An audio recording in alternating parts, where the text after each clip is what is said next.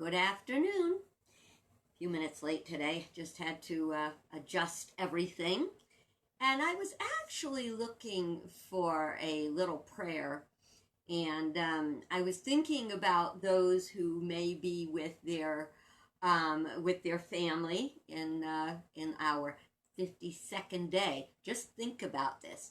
If the days seem long and like a week, this being day 52 would be like a year. But I don't think of it that way because I am busy and I am staying positive, and that's something I want to talk about today. But I did want to share with you, this is called a Prayers for a Planetary Pilgrim, and there's great stuff in here. But I wanted to start with a little reminder for all of us, whatever is going on with the people you love, and especially if you're having some stress going on. So this is in the tradition of the Native Americans. It says, "Oh, for only so short a while have you loaned us to each other. Because we take form in your act of drawing us in, and we breathe in your singing us. But only for a short while have you loaned us to each other.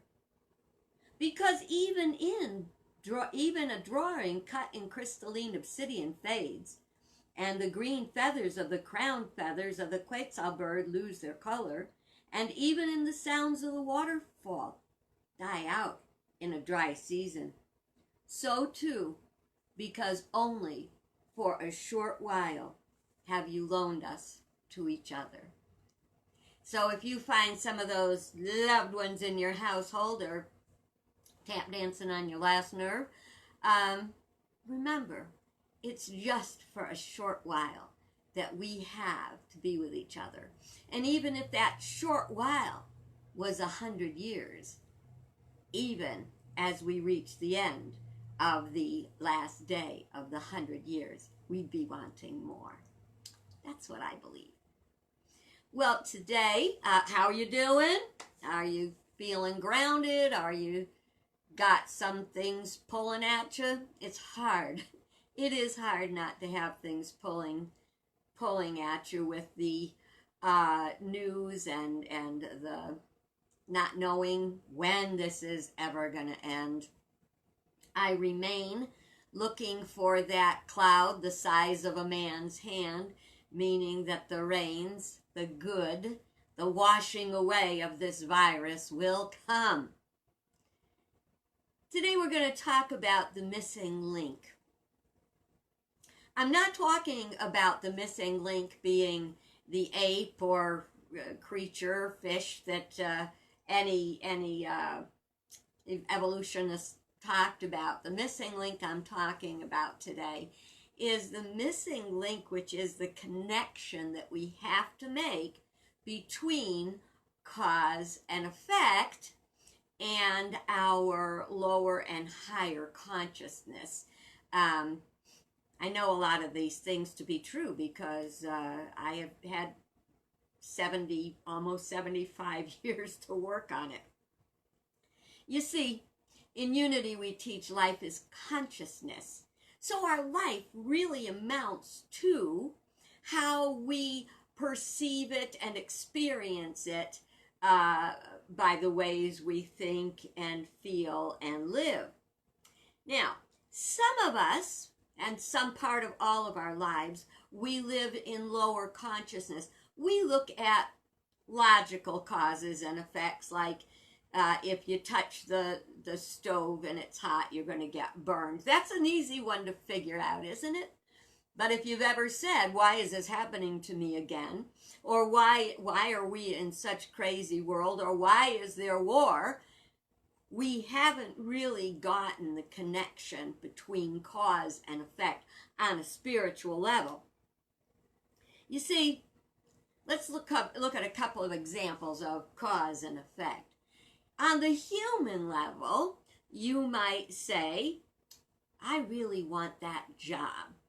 And I'll bet if I just doctor up my resume a little bit, I'll get it. And guess what?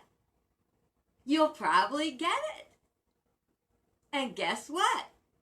You're still not going to be able to do the job because you lied on your resume. See, lower consciousness thinks we can manipulate things on our own. Higher consciousness knows that's not the way it works. Matter of fact, higher consciousness would have seen that in a hot minute and said, no, no, no. Now, have you ever told a bill collector, check's in the mail? But if the check isn't in the mail,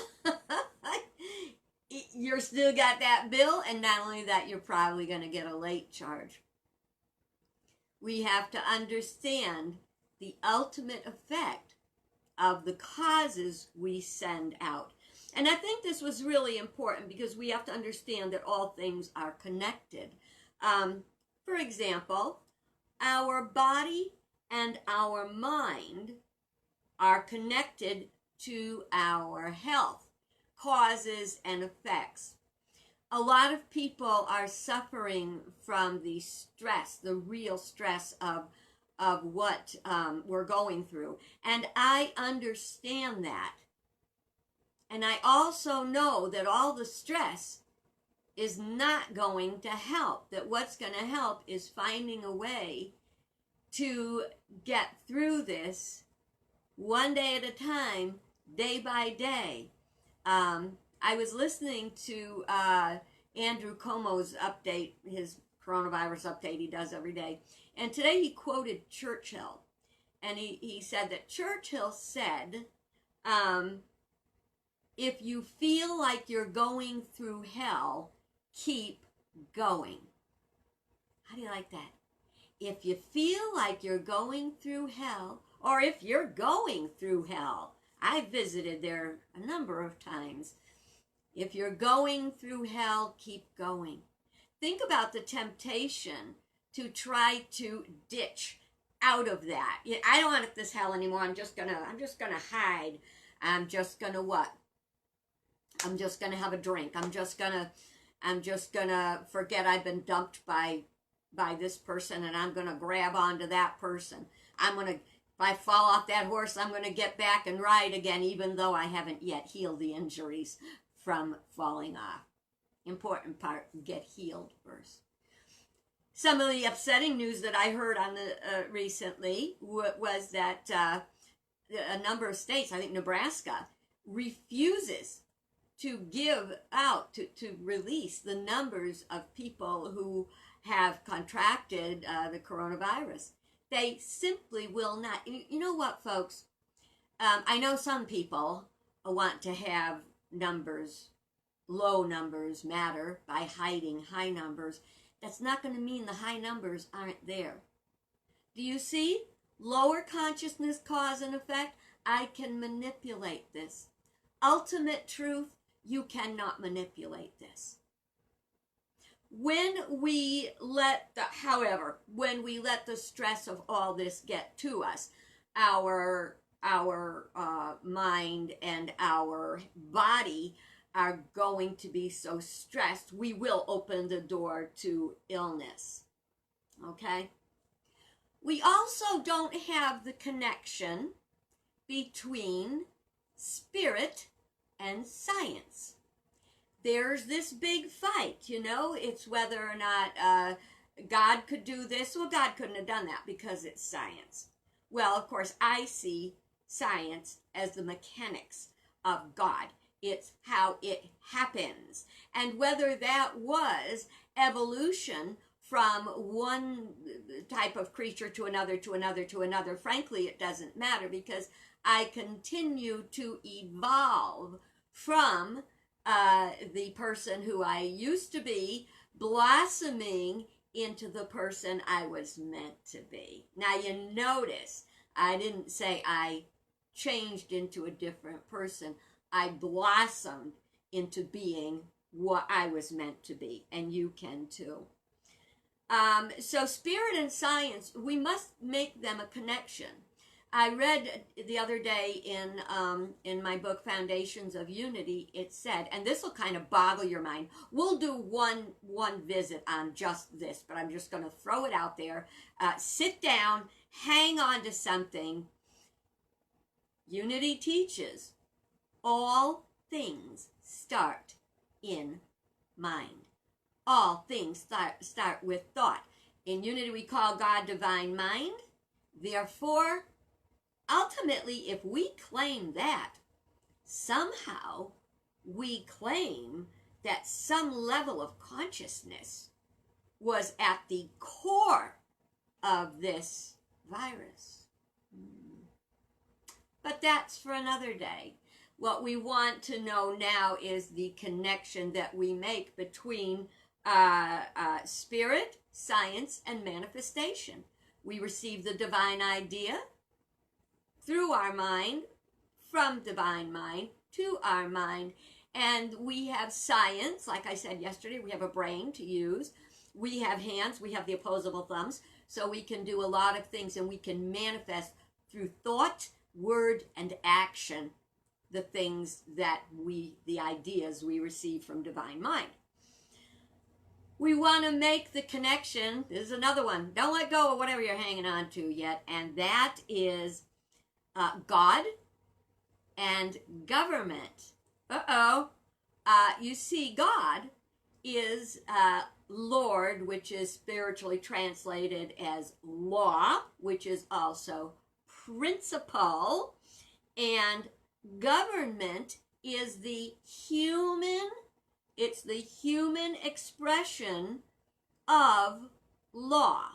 And law is something that is like a form that is created for the higher good, for the outcome of the higher good. We have laws not to speed, so we protect ourselves that we're not going to crash or we're not going to get crashed into. And then we take it a step farther. You're going to be able to let go in just a second. This is the last grip. Religion and politics. Oh, no. There shall be a separation between religion and politics. You know what? People came up with that. There cannot be a separation in truth. First of all, because all things are connected. Secondly, there is a missing link between religion and politics. And that is morality. Morality is the ability to discern the good from the evil or the not good, okay? So when we want good, we came together, as a country to come away when we came from England and we came here and destroyed the Native Americans' lives. But we came here to have religious freedom, personal freedom, then we had a whole war over taxation without representation. Remember all that? But we came here and called ourselves a country of the people, by the people, for the people. But what is that based on? It's based on a moral predicate, an agreement of what is good for the whole. That's what we're about. That's what we're about. We're about making the connections between the missing links. You cannot separate morality from our lives. We cannot separate morality from government. Even though on the human level, we work at that all the time. But if we step back far enough and get a good enough look, we're going to see all things are connected eventually in his story, which is looking back at what happened. When we look back, we say, oh, well, that was a mistake. So, I'll tell you, when I look back at the mistakes I made, thank God I learned from them, because I have done some boners, let me tell you. And I have done those things that I thought I could manipulate to to make it easier on myself, and I can affirm they don't work. In the past number of days, we were looking at the 12 powers, and it occurred to me in my prayer time today how often I've used the word gut punch. That is my experience of a lot of the news that I hear. And if you think about it, have you ever been punched in the gut? I have. It knocks the wind out of you. One day I was in study hall. I was like 15 years old. And some girl walked up to me. I hardly knew her. She walked up to me. I turned around to talk to her. I was sitting on a little higher stool at a drawing, drafting desk. And she punched me right in the gut, right in the soft spot. I was like, what? I never really figured out what it was about. A couple of years later, I know I used to go to have dinner at a place where where her boyfriend worked. I don't know. Maybe he talked about me. I don't know. In any event, that gut punch, if you think about the spiritual centers we talked about from the 12 powers, the gut is right between the wisdom center and the center of divine order. So when you feel a gut punch, no, Spirit is telling you something is wrong. It's not wise and it's out of order. Pay attention to those feelings in your body. Make the connection. Connect that missing link of cause and effect, because once you connect it, you don't have to do it anymore. You want to be informed without being stressed out. So information without enlightenment will stress you. Another missing link. When we hear information, we have to look at it, put it under the light before we think about getting upset about it. I know it is difficult not to stress on something. I didn't realize until probably the last year that I am an empath. And I always thought I was just weird or couldn't figure out why other people didn't understand me. But in case you're not familiar, an empath it's like empathy on steroids. Everything you see or hear doesn't just affect you, it affects you. You know, I can stay up sometimes at night worried about what's going on in somebody's life, sometimes someone that I don't even really know, I just talked to. So for me, the stress of the news is horrible. And if you're an empath, you chew on it and chew on it and chew on it and chew on it. And dear God, you chew on it till it's like a cow chewing its cud from its fourth stomach, too much. So what you have to do, and this is true for everyone, especially true for me, you have to give your mind something else to do. You do. You have to find something pleasant that you can focus on. Once you make the connection, why am I obsessing on this? Oh, I'm concerned about it. Did I do my homework? Make the connection between thought and feeling, truth and information. And then sometimes you need to just go and give your mind something else to think about. I do it, I told you, with the puzzles. We're going to do that one time too, where I tell you about all I learned from doing a puzzle. It's not finished yet, but it's in the works. If you like to play a musical instrument, go get that. If you like to write, go do that. If you want to go sit on the porch and bask in the sunshine, go do that. Read a book. Listen to an audio book. Give your mind something else to think about, because sometimes we've got to make connections. Other times we have to break connections. So if we want to break that connection from our obsessive thought or from our obsessive worry, we have to break that connection so we can go on and work on to the next step. If you are really, really concerned about what is going to happen with your job, if you're afraid your job's not going to be there when you come out, find something else. Break the connection of obsessive thinking about it, because when you do and you can get a rest from it, you can come up higher and think of a new plan. And you may find that new plan is better than you ever imagined. You know, like I say, some people need to be dragged kicking and screaming to their highest good.